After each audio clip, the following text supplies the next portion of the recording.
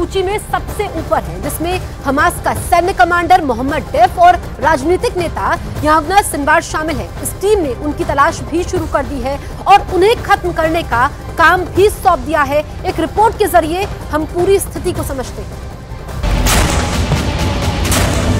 Israel की सेना जमीन के रास्ते गाजा में किसी भी वक्त दाखिल हो सकती है, लेकिन गाजा भी उनको मुंह तोड़ जवाब देने के लिए तैयार है। अब सवाल यह है कि गाजा में हमास इजरायल के सैनिकों का मुकाबला कैसे करेगा। इजरायल की सेना को रोकने के लिए हमास के पास और क्या है। गाजा को लेकर पूरी दुनिया इस वक्त सिर्फ 3 सवाल पूछ रही है।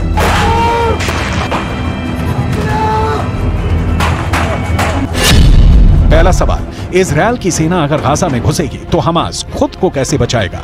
दूसरा सवाल, इजरायल हमला करेगा तो हमास के सामने सबसे बड़ा डिफेंस क्या है। तीसरा सवाल, इजरायल की सेना अगर गाजा में दाखिल होने में कामयाब हो गई तो हमास इजरायल को कैसे हरा सकता है या फिर उसे बुरी तरह जख्मी कर सकता है।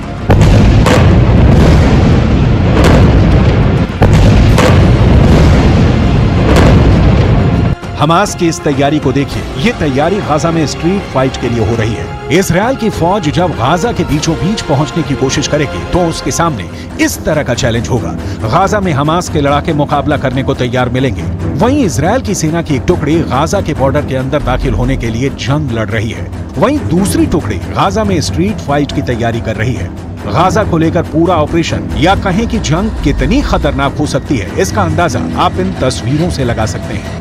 इस वक्त गाजा पर इजरायल की सेना बड़े पैमाने पर बमबारी कर रही है। बावजूद इसके गाजा इजरायल से लोहा लेने के फुल मूड में है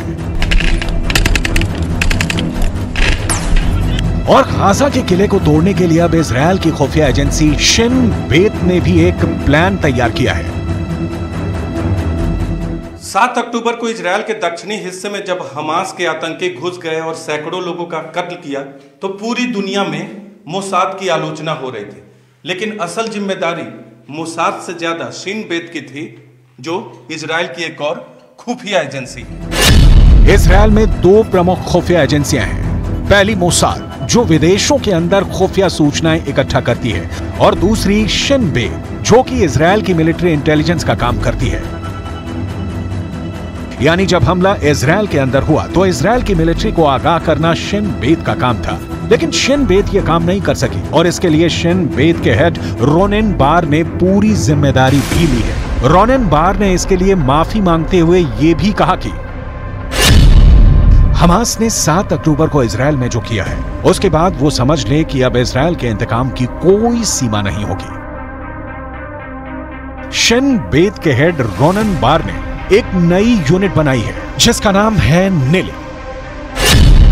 ये यूनिट विशेष रूप से हमास की आर्मी अल कस्साम की नुकबा कमांडो यूनिट को खत्म करने के लिए बनाई गई है। निली हिब्रू भाषा का शब्द है जिसका अर्थ होता है ये झूठ है कि इजरायल का कभी अंत होगा। शिन बेत की निली यूनिट को यह जिम्मा सौंपा गया है कि वो 7 अक्टूबर को इजरायल पर हमला करने वाले नुकबा के सभी आतंकी कमांडो को जान से मारकर बदला लेगी। 7 अक्टूबर को हमास की आर्मी की जिस यूनिट ने आतंकी हमला किया था उसका नाम नुकबा है। 7 अक्टूबर को नुकबा के करीब 2500 आतंकी दक्षिण इजरायल के इलाके में घुसे थे और लगातार 2 हफ्ते तक यह ऑपरेशन चला था, जिसमें 1500 के करीब नुकबा कमांडो इजरायल की आर्मी ने कॉम्बैट ऑपरेशन में मार गिराए थे। टाइम्स ऑफ इजरायल ने खबर छापी कि नुकबा का एक आतंकी कमांडो पिछले 16 दिनों से दक्षिणी इजरायल यानी जिस हिस्से में हम लोग हैं वहां छिपा हुआ है, और जब भी इस आतंकी कमांडो ने गाजा पट्टी में घुसने की कोशिश की तब इजरायल डिफेंस फोर्स ने इसे पकड़ लिया। हमास की आर्मी अल कस्साम के नुकबा पर इजरायलियों का सबसे ज्यादा गुस्सा फूट रहा है। इजरायल के अखबार टाइम्स ऑफ इजरायल ने यह खबर छापी है कि इजरायल की एयरफोर्स ने नुकबा के 2 कमांडो रविवार को एयर स्ट्राइक में मार डाले हैं। इसी नुकबा की करतूतों की वजह से आज पूरा गाजा जल रहा है। अगर हमास के इस खतरनाक यूनिट ने दरिंदगी नहीं दिखाई होती तो आज इजरायल और गाजा के बीच यह खतरनाक जंग नहीं चल रही होती।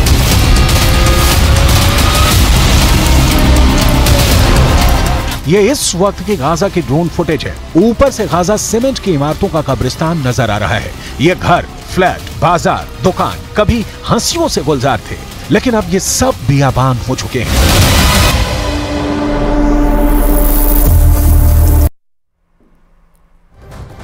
इजरायल ने गाजा पट्टी को पिछले 2 हफ्तों से पूरी तरीके से घेर रखा है। हवाई हमलों के बाद अब जमीन पर आर पार की लड़ाई की तैयारी कर रहा है। लेकिन सवाल ये उठता है कि क्या हमास को जमीनी लड़ाई में मात देना इजरायल के लिए इतना आसान होगा? क्योंकि दावा यह किया जा रहा है कि हमास खुद इस बात का इंतजार कर रहा है कि इजरायल की सेना गाजा में दाखिल हो सके।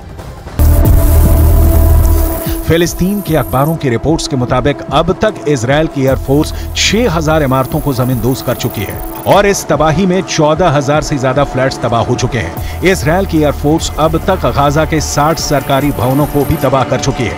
इजरायल की एयरफोर्स इसलिए भी इन ऊंचे टावर्स को निशाना बना रही है क्योंकि वो ये नहीं चाहती कि बाद में इन ऊंचे टावर्स का इस्तेमाल स्नाइपर्स कर सके।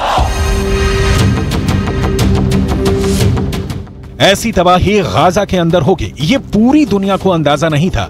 इजरायल के इंतकाम की कोई सीमा नहीं और गाजा के लोगों के दुख की भी इस वक्त कोई सीमा नहीं है। ये एक फिलिस्तीनी महिला है जिसने इस तबाही में अपना परिवार खो दिया है।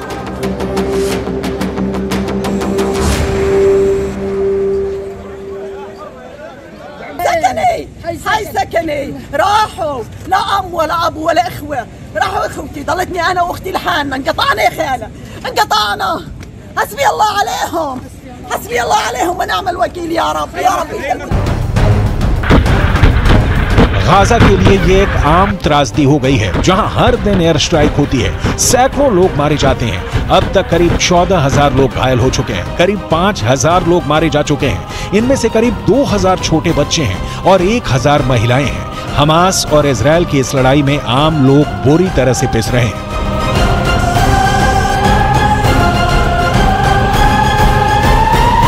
معظم الإصابات والشهداء الذين وصلوا إلى مستشفى شهداء الأقصى من النازحين، يعني هناك أعداد كبيرة من النازحين وصل إلى مستشفى شهداء الأقصى، معظمهم يأوونهم في منازل أقاربهم ووصلوا إلينا عبارة عن جثث وأشلاء مقطعة. أكثر من 90 شهيد وصلنا منذ الصباح الباكر إلى مستشفى شهداء الأقصى في المحافظة الوسطى وكما تسمع دوي القصف بجوار مستشفى شهداء الأقصى الآن।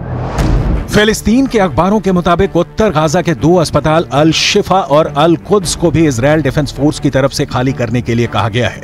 ऐसे में गाजा के अंदर चिकित्सा का काम लगातार प्रभावित हो रहा है। और ये सारी तबाही क्यों मची हुई है? क्योंकि ये इजरायल के वो लोग हैं जिनके परिवार के सदस्यों को हमास ने बंधक बना रखा है।